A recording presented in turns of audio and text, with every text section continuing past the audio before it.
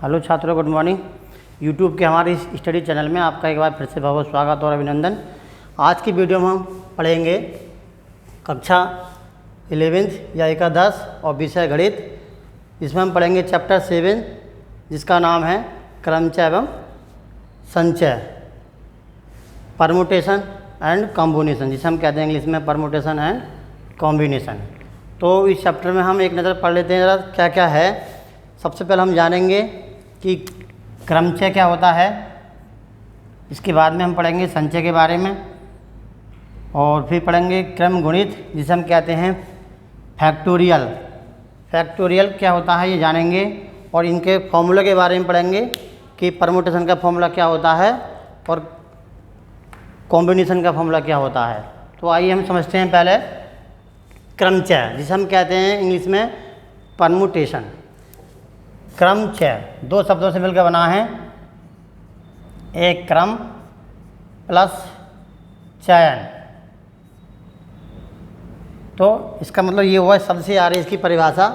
यदि हम वस्तुओं के चयन में क्रम का ध्यान कर रखें, एक बार फिर समझें, यदि हम कोई वस्तुएं हैं और उसको सेलेक्ट करना है या चयन करना है तो हम क्रम से चयन करेंगे, तो वो क्या कहलाएगा, हमारा जो चयन करने की जो विधि है या चयन करने का जो तरीका है वो कहलाएगा हमारा क्रमचय।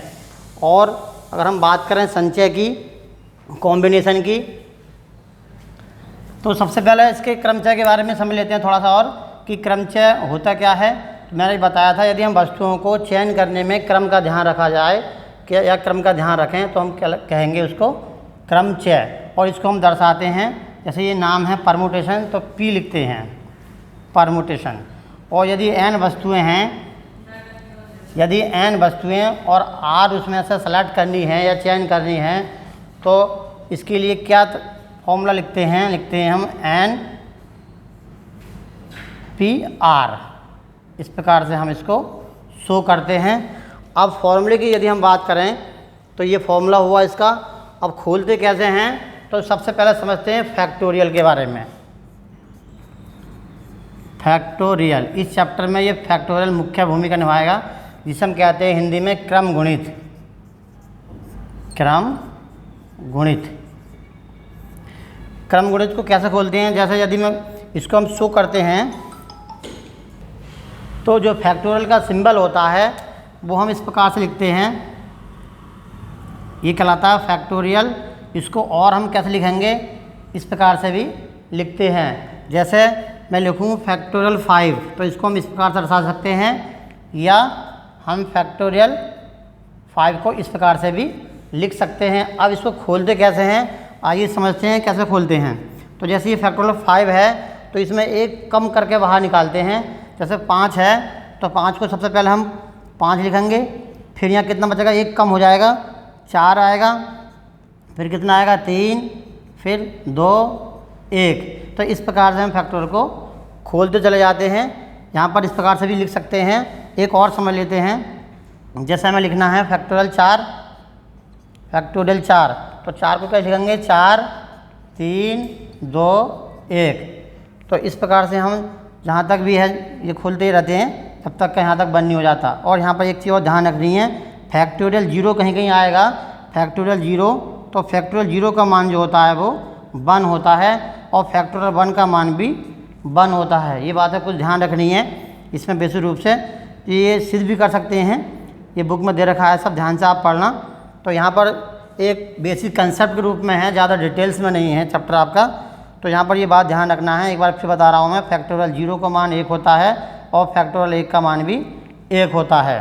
तो इस प्रकार से ये फैक्टोरियल के बारे में हमने समझा। अब हम इसके फॉर्मूले की बात करते हैं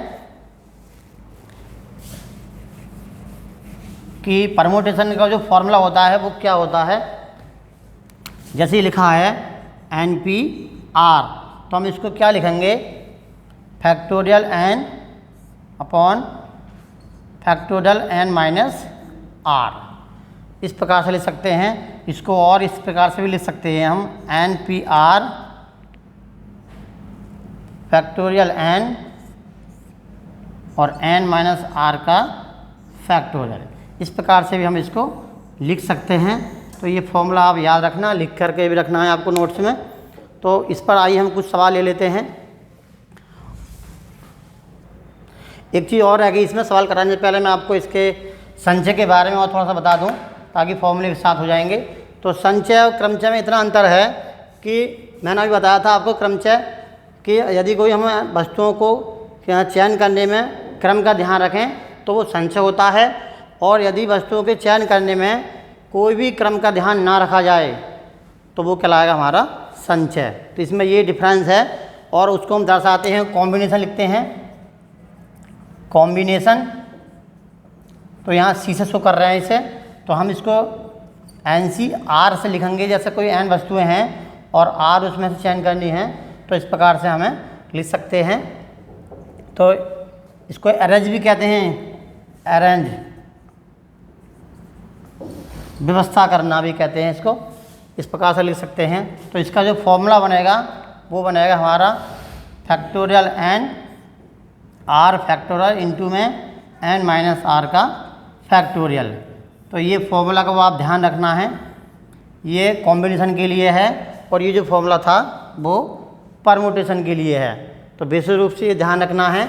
मैंने अभी आपको बताया कि क्रमचय में हम क्रम का ध्यान रखते हैं सिलेक्शन के लिए, और संचय में हम क्रम का ध्यान नहीं रखते हैं। किसी भी क्रम में व्यवस्था करनी होती है, अरेंज करना होता है। इन फॉर्मूलों के बारे में मैंने आपको दोनों बता दिया।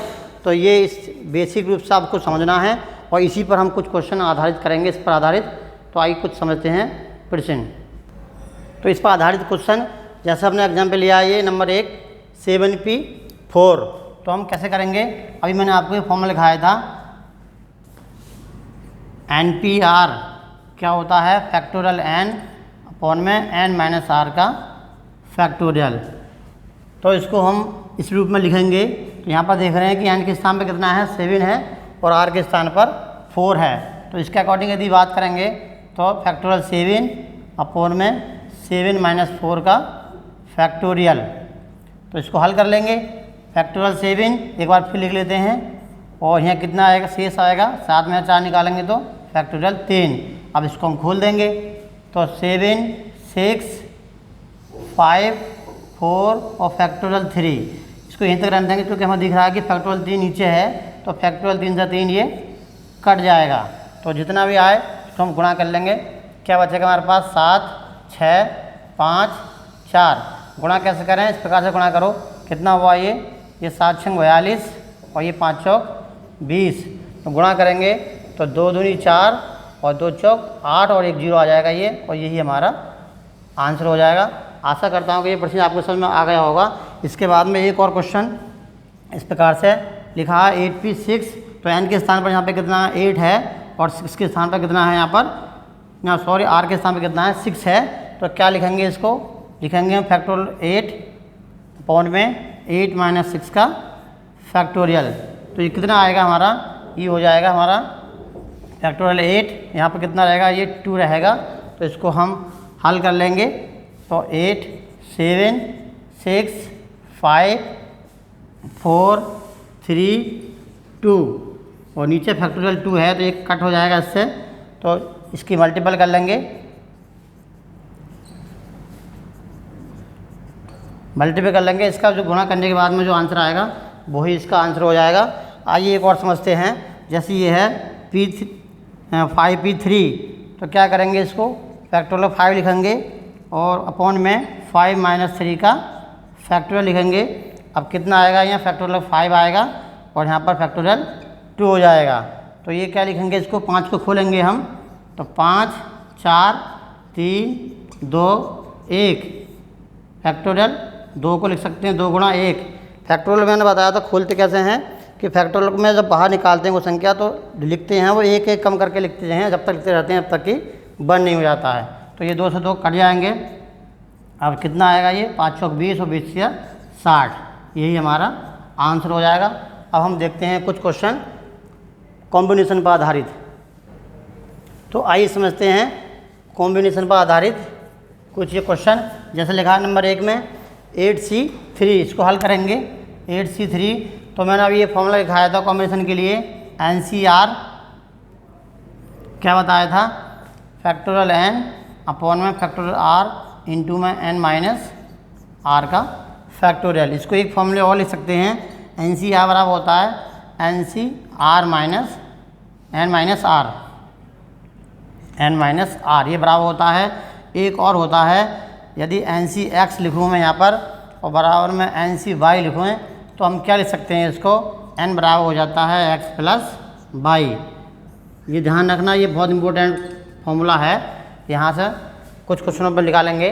तो ये फॉर्मूले हैं इसके, तो इसको हम लिख सकते हैं फैक्टोरियल 8 अपॉन में फैक्टोरियल 3 और गुणे में 8 माइनस 3 का फैक्टोरियल। इसको हल करेंगे, एक बार लिख देते हैं और तो फैक्टोरियल 3 और यहाँ कितना आएगा फैक्टोरियल 5। तो ये 5 तक खोलना है बस, तो क्या लिखेंगे 8 7 6 और फैक्टोरियल 5, 3 को लिख सकते हैं 3 गुणा 2 गुणा 1 और फैक्टोरियल 5 खोलेंगे अवस्था नहीं है, क्योंकि हम देख रहे हैं ये 5 से 5 कट जाएगा फैक्टोरियल में, और ये 3 दूनी 6 हुआ, 6 से 6 कैंसिल हुआ, तो कितना आ जाएगा ये हमारा, ये आएगा हमारा 8 सत्ते 56, यही हमारा आंसर हो जाएगा। एक और क्वेश्चन छोटा सा, ये है 5C2, तो क्या लिखेंगे फैक्टोरियल 5 अपॉन में फैक्टोरियल 2 इंटू में 5 माइनस 2 का फैक्टोरियल। तो 5 4 3 फैक्टोरियल 3 तक ले देते हैं, क्योंकि 3 नीचे आएगा कट जाएगा, और 2 गुणा 1 और क्या लिखेंगे यहाँ पर फैक्टोरियल 3, तो ये इससे कट गया और ये 2 दूनी 4 हुआ और 5 दूनी 10, ये हमारा आंसर। अब देखो ये वाला क्वेश्चन वेरी इंपॉर्टेंट क्वेश्चन है, इस प्रकार का क्वेश्चन पूछा जाता है। यदि लिखा है यदि NC3 बराबर NC4 है तो n के स्थान पर क्या आएगा, n के मान निकात करना है। तो जैसे ये है फॉर्मूला हमारा NCX बराबर NC इक्वल टू में मतलब क्या हो जाता है n बराबर x प्लस वाई, मतलब ये जो मान हैं जुड़ जाते हैं। तो ये फॉर्मूला हमारा लिखा है उधर, तो क्या हो जाएगा यहाँ से n बराबर कितना हो जाएगा 3 प्लस 4, 3 प्लस 4, तो कितना हुआ ये n बराबर हुआ हमारा 7, और यही हमारा आंसर। आइए देखते हैं एक्सरसाइज से आधारित कुछ क्वेश्चन जो NCERT बुक में दे रखे हैं।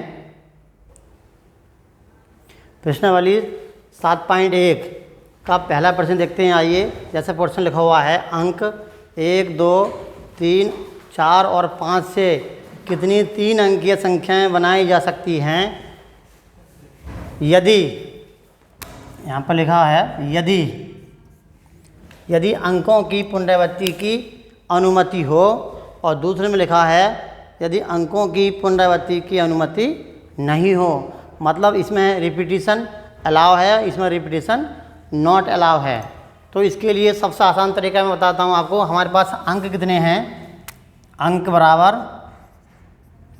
1 2 3 4 5, तो 5 अंक हैं। तो अंकों की जो कुल संख्या है, संख्या कितनी है हमारी 5 है। हमें देखना है तो हमें क्या बनानी है, 3 अंकीय बनानी है, 3 अंकीय संख्याएं। तो सबसे पहले इसके लिए हम 3 बॉक्स बना लेते हैं समझाने के लिए। आप चाहो तो डैश डैश भी कर सकते हैं इस प्रकार से। अब हमारे पास ध्यान से समझना है, 5 अंक हैं और 5 अंक से 3 अंकीय संख्याएं बनानी है। पहले नंबर में अंकों की पुनरावृत्ति की अनुमति है, मतलब रिपीट किए जाएंगे। तो सबसे हम क्या लिखेंगे, 5 अंक हैं। तो अगर यदि मैं पहले में 5 कोई भी संख्या में से एक संख्या भर दें तो कितने अंक हैं, 5 तरीके हैं। पहले स्थान में भरने के तरीके हैं वो 5 हैं। यहाँ पे 1 2 ये थर्ड 3 अंकीय हैं हमारे। तो 5 तरीके हैं पहले अंक स्थान पर भरने के हमारे। अब चूँकि रिपीटिशन अलाउ है, मतलब यदि मान लो हमने 5 भरा इसमें से या कोई 4 भरा, तो 4 भरने के सबके अलग अलग तरीके कितने हैं, वो 5 ही हैं। तो इसलिए यहाँ कितना आया, वो 5 आया। अब यदि यहाँ पर रिपीटिशन अलाउ है तो यहाँ पर भी कितना आएगा, वो 5 ही आएगा, और यहाँ पर भी कितना आएगा, 5 ही आएगा, क्योंकि रिपीट हो रहे हैं संख्याएँ। तो हर एक में कितना आएगा, वो 5 ही 5 आएगा। तो जो आधारभूत सिद्धांत है हमारा, वो अंक की संख्या बनाई जा सकती हैं। तो कितनी संख्या बनेंगी, तो कुल संख्याएं बराबर कुल संख्याएं कितने हो जाएगा, आधारभूत सिद्धांत से गणितीय आधारभूत सिद्धांत 5 × 5 × 5, 5 पंजे 25 और 25 पंजे 125 संख्याएँ। 125 संख्याएँ बनाई जा सकती हैं जब अंकों की पुनरावृत्ति की अनुमति हो। दूसरे नंबर पर अंकों की पुनरावृत्ति की अनुमति नहीं हो तब कितनी बनेंगी, तब देखते हैं। आइए, ये पहला पॉइंट था। दूसरे पॉइंट के लिए इसी प्रकार से बॉक्स बनाना है।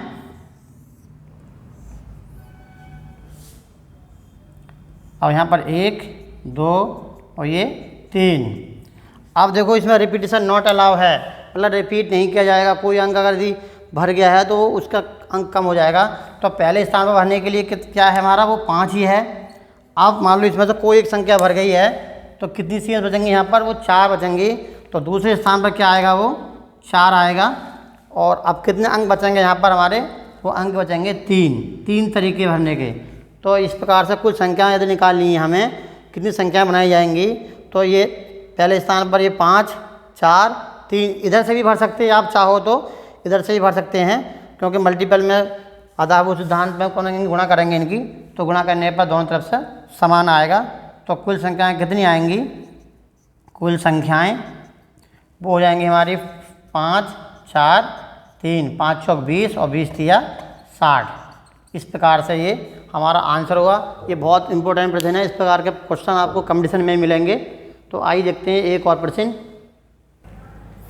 ये इस प्रकार से और प्रश्न आपको हल करने हैं, और जो क्वेश्चन छोटे होंगे वो हम पीडीएफ के माध्यम से आपको दे देंगे। तो आइए देखते हैं हम प्रश्न नंबर 6। यदि n-1 P3 अनुपात n P4 बराबर 1:9 दिया है तो हमें n का मान ज्ञात करना है। तो किस प्रकार से करेंगे, n-1 का फैक्टोरियल और बटे में कितना आ जाएगा, n-1 -3 का फैक्टोरियल, और यहाँ पर ये अनुपात है तो क्या करेंगे, फैक्टोरियल n और बटे में n-4 का फैक्टोरियल और बराबर में 1:9 है। तो इसको हम क्या करेंगे, n-1 का फैक्टोरियल, तो ये कितना हो गया, जुड़ जाएगा ये -1 और -3, n-4 का फैक्टोरियल है। अब जब यहाँ गुणा लगाएंगे तो ये पलट जाएगा, n-4 का फैक्टोरियल और बटे में कितना आएगा, n को तोड़ कर लिख लेते हैं, n × n-1 का फैक्टोरियल। अब कितना आएगा, ये यहाँ पर आएगा 1/9। अब हम देख रहे हैं यहाँ पर ये 1 से हो गए तो कट जाएंगे आपस में, ये भी कट जाएगा यहाँ से n-1। तो कितना आएगा शेष, यहाँ पर शेष रहा हमारा 1 और नीचे बटे में n और 1/9। जब क्रॉस मल्टीप्लिकेशन करेंगे तो यहाँ पे कितना आएगा, n बराबर वो 9 आ जाएगा, और यही हो जाएगा हमारा आंसर। आइए देखते हैं और एक क्वेश्चन। आइए देखते हैं, अब हम देखेंगे 7.4 का क्वेश्चन नंबर 2। और जो क्वेश्चन 7.2 7.3 के हैं हम पीडीएफ के माध्यम से आपको भेज देंगे और आपको समझने हैं। तो आइए कुछ हम क्वेश्चन और देख लेते हैं। जैसे ये 7.4 का प्रश्न नंबर 2 है, तो यहाँ पर इधर रखा है 2nc3 अनुपात nc2 बराबर ये 12:1 है। तो हमें n का मान ज्ञात करना है। अब यहाँ पर ये देख रहे हैं, यहाँ पर मैं एक चीज़ बता दूँ आपको। जैसे यहाँ पर लिखूँ मैं कि 5c2, तो इसको शॉर्टकट में याद रखना है। यदि ये 5c2 है तो इसको ऊपर 5 को 2 बार ही खोलना है। जैसे इसको तोड़ना है तो हम 2 बार खोलेंगे, तो 5 × 4 और बटे में फैक्टोरियल 2। इस प्रकार से खोलेंगे तो ज़्यादा आसान हो जाएगा, पूरे खोलने की आवश्यकता नहीं है, बाकी सब कट जाते हैं। तो इस प्रकार देख रहे हैं, तो ये 3 है तो यहाँ पर 3 बार खोलना है।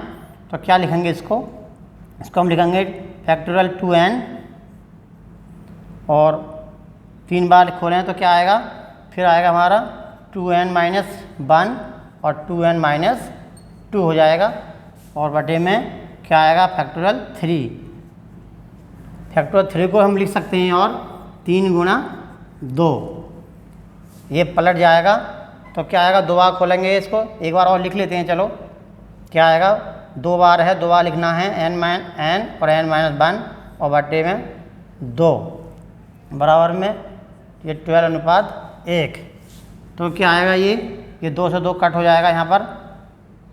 तो क्या लिखेंगे, n × अब देख रहे हैं यहाँ से 2 भी कॉमन है, तो 2n-1 यहाँ से 2 बाहर निकालेंगे कॉमन में तो क्या आएगा n-1 आएगा और बटे में 3, और ये पलट जाएगा 2 बटे में n इंटू n-1 अनुपात में गुणा का चिन्ह लगाएंगे तो ये पलट जाएगा और यहाँ पर कितना आएगा 12/1। तो यहाँ पर देख रहे हैं कि ये n से n कट जाएगा और n-1 से n-1 कट हो जाएगा तो क्या आएगा 2n-1 और ऊपर 2 भी है यहाँ तो 2 दूनी 4 हो जाएगा वो बाहर इस प्रकार से, और बटे में कितना आया वो 3 है तो यहाँ कितना आया 12 आया, और 4 से इसको यहाँ से काट देंगे, 4 तिया 12। अब क्रॉस करेंगे तो 2n-1 बराबर 3 तिया 9, तो 2n बराबर 9 प्लस 1 और 2n बराबर कितना हुआ यहाँ से 10 और n बराबर 10/2 काटेंगे कितना आएगा 5 आ जाएगा। इस प्रकार से n बराबर कितना प्राप्त हुआ हमारा वो 5 प्राप्त हुआ है। तो ये हो जाएगा हमारा आंसर। और जो क्वेश्चन है वो आपको PDF के माध्यम से मिल जाएंगे, उन्हें ठीक प्रकार से आपको लिखना है और नोट्स बनाकर रखना है। समझने सबसे पहले वीडियो देखेंगे आप, उसके बाद में PDF के माध्यम से नोट्स बनाएंगे। जो बच्चे हैं वो वीडियो नहीं देखते हैं और PDF से उतार लेते हैं तो ये बात आपकी अच्छी नहीं है। तो पहले ठीक प्रकार से वीडियो को समझें वीडियो के माध्यम से, उसके बाद में नोट्स उतारें। और हाँ, एक बात और ज़रूरी है कि हमारे चैनल को सब्सक्राइब जरूर करें। कुछ बच्चे देखते तो रहते हैं लेकिन लाइक नहीं करते हैं वीडियो को और चैनल को सब्सक्राइब भी नहीं करते हैं। तो प्लीज़ वीडियो को लाइक करें और अपने मित्रों को शेयर भी करें ज़्यादा से ज़्यादा, और चैनल को सब्सक्राइब करना बिल्कुल ना भूलें। थैंक यू, धन्यवाद।